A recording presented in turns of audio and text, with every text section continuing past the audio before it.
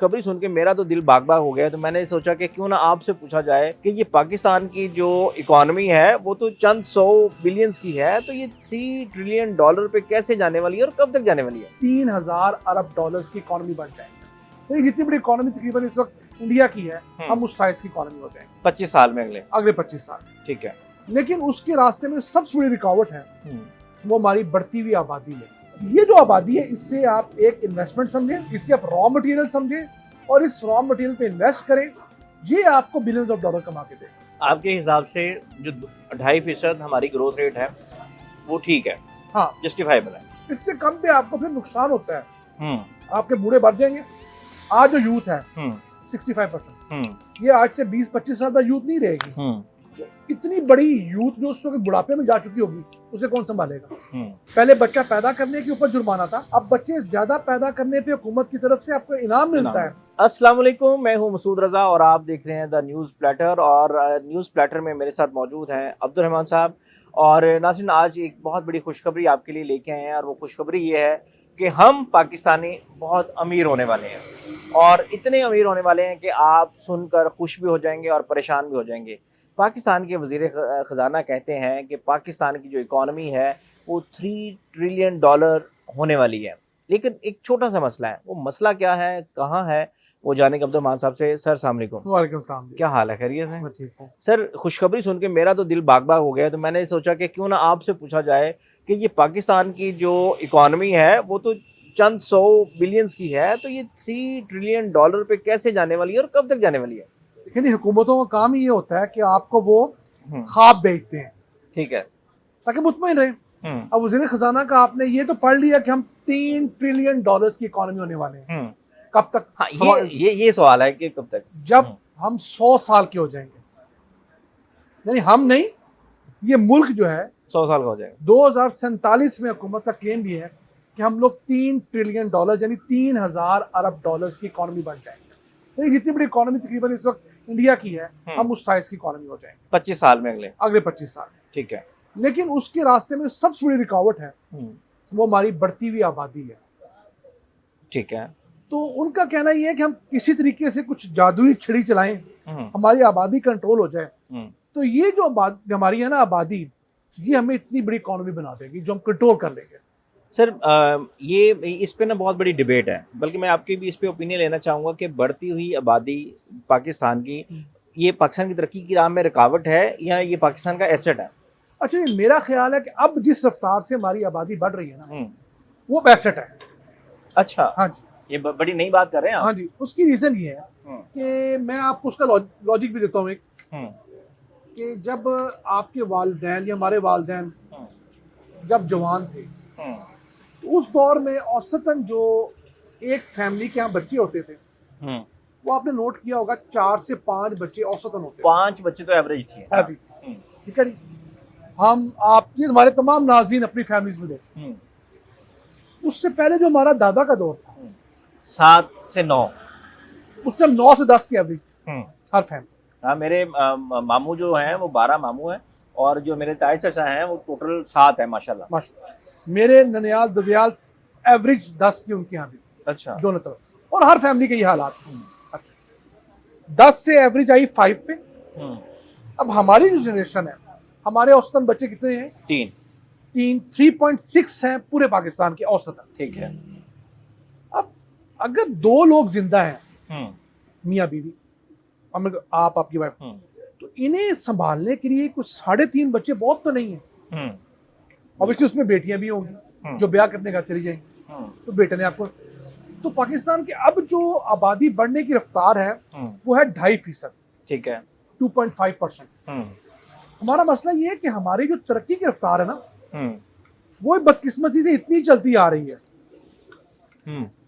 तो इस हिसाब से जितनी हमारी तरक्की की रफ्तार है, उतनी हमारी आबादी की रफ्तार है, तो हम ग्रो नहीं कर रहे। होना क्या चाहिए? इंडिया का क्लेम है कि उसने इस माली साल के अंदर 8% की ग्रोथ अटेन की है, जीडीपी ग्रोथ रेट। हाँ जी, हम 2-2.5% से आगे जाएंगे। तो अगर हम भी 8% पे ले जाएं, तो यही आबादी जिसे हम समझते हैं जहमत, ये हमारी रहमत बन जाएगी। सर, दुनिया में देखें कि जिन मुल्कों की आबादी नहीं है और वो तरक्की भी कर रहे हैं, लेकिन वो जापान की अगर एग्जांपल लेते हैं तो वहाँ पे नौजवान नहीं है, उनकी आबादी जो है वो डाइंग उनकी आबादी है, पॉपुलेशन है कि जो दिन ब दिन ख़त्म होती जा रही है, क्योंकि पैदाइश वहाँ पे जो शरह पैदाइश है वो कम है। वो पूरी दुनिया से लोगों को कह रहे हैं कि आप आएँ यहाँ पे आके आप अफजाइश करें, आप हमसे जॉब्स लें, आप हमारे पास नेशनलिटी आबादकारी लें करें और यहाँ पर आबादी बढ़ाने में हमारे हिस्सेदार बने तक। वो कह रहे हैं पूरी दुनिया से कि नौजवानों को कि आप यहाँ पे आएँ, हम आपको रोज़गार भी देंगे, हम यहाँ पे आपको फैसिलिटेट भी करेंगे, तो आप यहाँ पे आके आबादकारी करें और इस आबादी का हिस्सा बने आप। लेकिन पाकिस्तान के पास 64% है जो यूथ बल्ज है, तो आप क्या समझते हैं इस चीज़ को? हमारा मसला ये है ना कि हमारे बाबुओं को ऑन ग्राउंड सिचुएशन नहीं पता। जो हमारे यूथ हैं इनको अगर आप पढ़ा लें या टेक्निकल ट्रेनिंग दे रहे, ये आपका बहुत बड़ा खजाना है। आप इन्हें एक्सपोर्ट करते हैं दुनिया में, बजाय आपने मिस्त्री एक्सपोर्ट करना है, मजदूर एक्सपोर्ट करना है, आपने आप उसे प्लम्बर बना के एक्सपोर्ट करें, स्किल लेबर बना के एक्सपोर्ट। और पूरी दुनिया में डिमांड है स्किल लेबर की। पूरा यूरोप जो है उसकी आबादी कम हो रही है, सवा एक दो मुल्कों के। आपके फिनलैंड की पॉपुलेशन नेगेटिव में जा रही है, आपकी लुथीनिया की पॉपुलेशन नेगेटिव में जा रही है, आपके और बहुत सारे ममालिक है जिनकी पॉपुलेशन नेगेटिव में जा रही है। पाकिस्तान में तो न्यूजीलैंड जितनी टोटल आबादी है न्यूजीलैंड की उतना इजाफा हो रहा है पाकिस्तान की आबादी में, हर साल इजाफा, यानी कि न्यूजीलैंड की आबादी 45 से 50 लाख के करीब है जी, और इतना इजाफा पाकिस्तान की आबादी और में। हमारे यहाँ हर साल नए बच्चा जो पैदा हो रहा है 45 से 50 लाख है। सर वो बात आपकी किसी हद तक ठीक है, लेकिन बच्चे पैदा कर लेना, आबादी बढ़ाना ही तो मसला नहीं है ना। यहाँ के लोग सरवाइव बड़ी मुश्किल से कर रहे हैं, लोगों के पास खाने के लाले पड़े हुए हैं लोगों को, तो कैसे फिर आप बच्चे नहीं पैदा किए जाएंगे, आबादी बढ़ाते जाएंगे, तो उनको आपने हेल्थ कहाँ से देनी है, उनको एजुकेशन कहाँ से देनी है, उनके आपने सर्वाइवल कैसे करवानी है? अच्छा, बच्चे आप नहीं पैदा करेंगे तो आपकी ग्रोथ कैसे होगी? जब मैं आप बूढ़े हो जाएंगे हमें कौन संभालेगा? इस मैशत को चलाने के लिए आपको बच्चे चाहिए, लेकिन कंट्रोल चाहिए ना। हाँ, कंट्रोल आपने कर ली है, आपकी ग्रोथ 2.5% पे आ गई है। अब ग्रोथ 2.5% कम, अब क्या 2 लोगों के यहाँ अगर 3.5 बच्चा पैदा हो रहा है, ठीक है, और बूढ़े तो है नहीं, अगर ओवरऑल 2.5 लोग ऐड हो रहे हैं तो बाकी मर भी तो रहे हैं ना। आपने ये तो नहीं करना कि मरने वालों की तादाद आप बढ़ा दें या बूढ़ों की तादाद आप जापान की तरह इतनी बढ़ा दें कि उनके पास उनको संभालने वाला कोई ना हो। मैं समझता हूँ अब वो वक्त आ गया कि हमें जितनी अब हमारी ग्रोथ है उसे सस्टेन करना है और इसे प्रोडक्टिव काम पे लगाना है। हाँ, कुछ जगहों पे आप कह सकते हैं जैसे देही इलाके जहाँ पर बहुत ज़्यादा आबादी बढ़ रही है, थोड़ा बहुत आप इंटरवेंशन कर लें। शहरों की हद तक middle class, upper middle class families की हद तक ये इशू अब नहीं रहा, मेरा ज़ाती ख्याल है। अब ये जो आबादी है इससे आप एक इन्वेस्टमेंट समझें, इससे आप रॉ मटेरियल समझें और इस रॉ मटेरियल पे इन्वेस्ट करें, ये आपको बिलियंस ऑफ डॉलर कमा के देगा। सर इसी प्रेस टॉक के अंदर मीडिया से बात करते हुए वज़ीर ख़जाना ने ये भी कहा कि पाकिस्तान की इकॉनमी हमने संभाली है और हमने जो 4 अरब डॉलर का जो एक सेट बैक था, बैकड्रॉप था, वो हमने दूर कर दिए। अब मुझे एक चीज़ समझाएं कि 2021 में मुझे याद है कि जब इमरान खान साहब की गवर्नमेंट थी तो पाकिस्तान की जीडीपी ग्रोथ रेट जो था वो 6.51 था। उस टाइम पूरी पीडीएम रोज़ हमें ये बताती थी कि मुल्क का दिवालिया निकल गया है, मुल्क की जो मईशत है वो दिवालिया हो चुकी है और मुल्क तबाह होने वाला है। लेकिन अब जो पाकिस्तान का जीडीपी ग्रोथ रेट है वो 3% के करीब है, तो अब मुल्क कैसे तरक्की कर रहा है? अगर पीडीएम हुकूमत में ये तो ऑब्वियसली है। अच्छा, देखिए, नहीं, पीडीएम गवर्नमेंट में होगी तो फिर ये कम जीडीपी चल जाएगी। हाँ, इकोनॉमी स्टेबलाइज भी हो जाएगी। ये हमारा नहीं, पूरी दुनिया का मसला है। जो भी हुक्मरान होता है वो कहता है मेरे दौर में जो तरक्की हुई है। असल देखना ये है कि आपके यहाँ गुर्बत की शरह क्या है। IMF समेत तमाम बड़े प्लेटफॉर्म्स कह रहे हैं कि गुर्बत 21 साल की बुलंद 3 सतह पे पहुंच गई है। लेकिन यहाँ तो हमें रोज जंग अखबार बताता है कि तारीख की कम तरीन महंगाई है।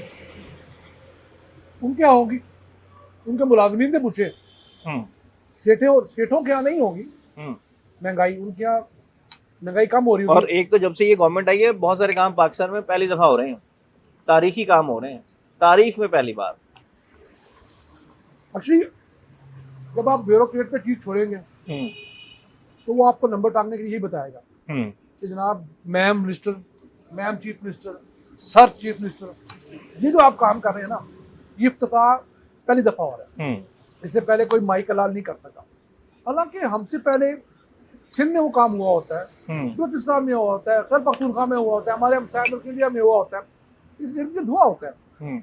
तो ये जो चीज़ है कि आबादी वाला मामला, आबादी आपको अब जिस लेवल पे है उस पर सस्टेन रखनी है और इस आबादी पे आपने इन्वेस्ट करना है, एजुकेशन पे, टेक्निकल एजुकेशन पे और इंडस्ट्री को फ़रोग देना है। आपके हिसाब से जो 2.5% हमारी ग्रोथ रेट है वो ठीक है, हाँ, जस्टिफाइबल है। इससे कम पे आपको फिर नुकसान होता है। आपके बूढ़े बढ़ जाएंगे। आज जो यूथ है 65%, ये आज से 20-25 साल बाद यूथ नहीं रहेगी। तो इतनी बड़ी यूथ जो उस वक्त बुढ़ापे में जा चुकी होगी, उसे कौन संभालेगा? अब सोचिए ना। अगर दुनिया में ट्रेंड्स की बात करें तो कितना आइडियल समझा जाता है ग्रोथ रेट को? 2-2.5% अच्छा समझा जाता है। उससे कम पे जो मुल्क जाता है वो सफ़र करता है। देखिए, आपके सामने चीन की मिसाल है। 1 चाइल्ड पॉलिसी जो थी, आज उन्हें नुकसान दे रही है। आज वहाँ बूढ़े ज़्यादा हो रहे हैं, जवान कम है। फिर जो जवान शादियाँ भी कर रहे हैं वो उतने बच्चे पैदा नहीं कर रहा। वहाँ पर पहले बच्चा पैदा करने के ऊपर जुर्माना था, अब बच्चे ज़्यादा पैदा करने पे हुकूमत की तरफ से आपको इनाम मिलता है, लेकिन लोग नहीं पैदा करे क्योंकि वो 1-2 जनरेशन के अंदर वो मूड चेंज हो गया है। पूरा पैटर्न चेंज हो गया सोसाइटी का। अब लोग बच्चों को बोझ समझते हैं। पहले बच्चे रहमत समझी जाती थी, एसेट समझे जाते थे। आज की दुनिया में उस जगह पर चाइना में मियाँ बीवी दोनों काम कर रहे हैं। अब वो बच्चों को लायबिलिटी समझते हैं कि यार बच्चा कौन संभालेगा, छोड़े पर हम अपनी ज़िंदगी गुजारें। सर, आपकी क्योंकि माशाल्लाह काफ़ी रिसर्च होती है इकॉनमी के हवाले से, दुनिया की जो इकॉनमी है उस पर भी आपकी गहरी नज़र होती है, तो मैं आपसे रिक्वेस्ट करना चाहूँगा कि आप हुकूमत को अगर कोई 5 या 4 तजावीज़ देना चाहें कि आबादी को कंट्रोल करने की बजाय अगर आप रिसोर्सेज के ऊपर काम कर लें और इन जो बच्चे पैदा हो रहे हैं, जो यूथ है, उनको स्किल लेबर में कन्वर्ट करके दुनिया को हम जो एक्सपोर्ट कर सकते हैं, तो इस हवाले से क्या क्या इक़दाम किए जाने चाहिए? सर, सबसे पहले जो अपनी यूथ है उसको आप अच्छी तालीम के रिसोर्सेज दें। सरकारी सेटअप में शाम की क्लासेज आप ऐड कर सकते हैं। आप बेटा, बिल्डिंग्स आपके पास मौजूद है, इंफ्रास्ट्रक्चर है, सिर्फ आपको टीचर चाहिए शाम के लिए। कोई टीचर जो अकेडमी पढ़ाता है आप उसको इंसेंटिव दें, वो आपके पास शाम को आपके सरकारी स्कूल में, सरकारी कॉलेज में पढ़ाएगा। इसी तरह जो बच्चा नहीं पढ़ सका किसी वजह से, उसे आप टेक्निकल ट्रेनिंग दें। 6-6 महीने के साल कोर्स डिजाइन करें जो कि आज के हालात के मुताबिक। और जो लोग ऐसे हैं जिन्होंने उस्तादी शागिर्दी के अंदर काम सीख लिया, उनके पास कोई सर्टिफिकेट नहीं है। दुनिया भर में ये हो रहा है कि आपको अगर कोई स्किल आती है, आप सरकारी इदारे के पास जाएं, आप कहिए मैं बड़ा अच्छा इलेक्ट्रीशियन हूँ, सर्टिफिकेशन ले लें वहाँ से। आपसे वो एक दिन टेस्ट लेंगे, आपसे थ्योरी पूछेंगे, कुछ प्रैक्टिकल करवा के देखेंगे, आपको सर्टिफिकेट देंगे। उस सर्टिफिकेट की बुनियाद पे आप दुनिया भर में जाके जॉब ले सकते हैं। हमारे पास लाखों बच्चे जो पढ़ते नहीं है, वो कोई मैकेनिक सीख रहा होता है, कोई प्लम्बिंग सीख रहा होता है, कोई घर की इलेक्ट्रीशियन, कोई गाड़ियों का इलेक्ट्रीशियन बन रहा होता है, सर्टिफिकेट नहीं होता। आप उनको सर्टिफिकेट दें, वो दुनिया में भर में जाके उसी की बेस पर जॉब ढूंढेगा और आपको बिलियंस ऑफ डॉलर्स इजाफी कमा के देगा। सर, मेरी बहुत ख्वाहिश है कि हुकूमत आपके जो फरमूदात हैं उनको सुने और उन पे अमल भी करे, और बजाय इसके कि भी हम हर टाइम हवा बनाई रखें कि हमारी आबादी बहुत ज़्यादा, आबादी बहुत बढ़ गई, आबादी बहुत बढ़ गई, तो हम रिसोर्सेज जो रिसोर्स मैनेजमेंट है उसके ऊपर काम करें और इस यूथ को हम सिर्फ डिग्रियां देने की बजाय कुछ स्किल्स दें। और पूरी दुनिया में इनको जो जिस बात का हम रोना रोते हैं कि जी ब्रेन ड्रेन हो गया, ब्रेन ड्रेन हो गया, उनको हम बाकायदा जो है ना वो उनको हम एक्सपोर्ट करें पूरी दुनिया के अंदर। तो मेरा ख्याल है कि जब डॉलर बाहर से आएंगे, पाकिस्तान में रेवेन्यू जनरेट होगा, तो उससे इकॉनमी भी बेहतर होगी और मुल्क के हालात भी बेहतर होंगे। सर, नाज़रीन से इजाज़त लेते हैं। नाज़रीन, ये बड़ा मज़े का सूप था और ये सूप हम इंजॉय कर रहे हैं एक खूबसूरत एम्बियंस में बैठ के। इस जगह का नाम है रोलिंग स्मोक। ये CST आरे बाज़ार वाला जो है उसके साथ मौजूद है, आप विज़िट कर सकते हैं। और अगर आप इनको आके हमारे इस शो का, जिसका नाम है द न्यूज़ प्लेटर, और अब्दुर्रहमान साहब का मेरा इनको रेफरेंस देते हैं आपको, तो ये आपको पूरे 15% डिस्काउंट भी देंगे। तो आज की पॉडकास्ट से इजाज़त दीजिए, फिर हाजिर होंगे एक नए न्यूज़ प्लेटर के साथ। तब तक के लिए अल्लाह ने के बाद।